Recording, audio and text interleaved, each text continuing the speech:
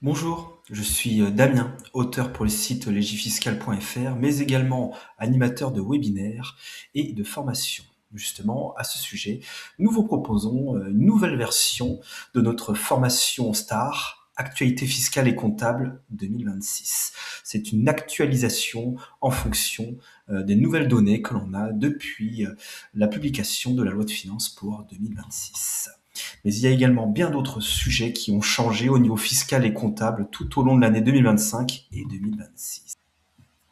Nous proposons cette formation selon deux modalités. Vous avez peut-être déjà vu la version courte sur une demi-journée sur le site, mais là, je vous propose cette formation sous une modalité d'une journée entière, 100% en visio, afin d'évoquer deux gros sujets qui méritent toute une demi-journée supplémentaire, à savoir la facturation électronique et le règlement ANC 2022-06 qui réforme le plan comptable général. La facturation électronique, c'est à partir du 1er septembre 2026. Comme vous le savez, il y aura deux gros volets, le e-invoicing et le e-reporting, avec tout le questionnement sur le choix de la plateforme agréée et les nouvelles mentions sur les factures. La réforme du PCG va s'appliquer pour la première fois aux clôtures au 31 décembre 2025. Elle va avoir des répercussions importantes avec la suppression des transferts de charges et une nouvelle définition du résultat exceptionnel. À ce sujet, la formation comprend également des outils que l'on met à votre disposition, dont tout un dossier sur les nouvelles règles du plan comptable général 2025, dont un outil Excel qui vous permet d'accéder aux comparaisons entre anciens et nouveaux plans comptables général, les comptes qui ont été remplacés, les comptes qui ont été créés, etc. La deuxième partie, donc l'après-midi, sera consacrée notamment aux principales dispositions issues de la loi de finances pour 2026. Ça a été très compliqué cette année, à nouveau, elle n'a été publiée qu'à la mi-février, donc avec presque 2 mois de retard. Il y a des informations essentielles dedans, notamment la réforme de la TVS, ou plutôt ce qui l'a remplacée pour la partie polluant atmosphérique. On a également des nouveautés sur la prorogation sur la contribution exceptionnelle sur les bénéfices, quelques nouveautés sur l'impôt sur les sociétés, en termes de plus-value sur les titres de participation et d'amortissement sur les fonds de commerce.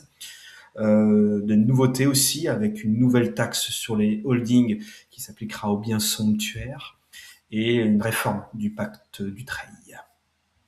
À ce sujet, concernant la taxe sur les véhicules de société, la formation comprendra également un outil Excel qui va vous permettre d'évaluer votre TVS véhicule par véhicule sur les années à venir. 2025, bon, ça s'est déjà passé, mais surtout 2026 et 2027, puisque les deux taxes, émissions de CO2 et polluants atmosphériques, prévoient une hausse continue, en tout cas pour les véhicules thermiques.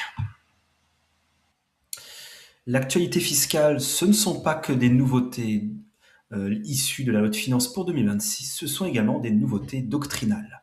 Et l'année 2025 a été marquée par deux nouveautés publiées au bulletin officiel des finances publiques d'importance.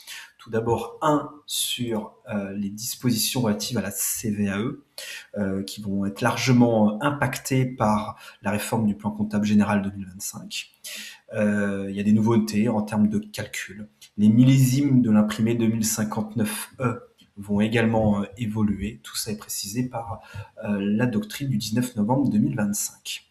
À ce sujet, un troisième outil, le dernier, vous est proposé, un outil qui va vous permettre d'évaluer votre CVAE pour les exercices clos en 2025, en tenant bien compte de la réforme du PCG 2025. Donc je vous propose une page dédiée pour bien calculer votre valeur ajoutée. Toutes les cellules sont commentées pour vous aider à les remplir du mieux possible, et ça vous permet ensuite de remplir un imprimé lié à la 1329 DEF, l'imprimé lié à la CVAE, qui va vous permettre de calculer automatiquement le montant de votre CVAE. L'outil prévoit également l'évaluation de vos CVAE prévisionnels entre 2025 jusqu'en 2029-2030, conformément à la progression de suppression progressive, en tout cas, de la CVAE qui est prévue. Deuxième évolution doctrinale d'importance, il est désormais possible de récupérer la TVA sur les véhicules de tourisme dans des conditions très restrictives, puisque ça concerne la remise de manière permanente d'un véhicule à un salarié. Ça, c'est ici de la doctrine du 30 avril 2025. Cette formation est faite pour vous rendre service, donc j'y laisserai évidemment des temps dédiés pour répondre à toutes vos questions. Elle se veut à la fois technique, avec plein de références juridiques, mais également ludique, puisque je fais régulièrement des quiz pour une formation plus dynamique.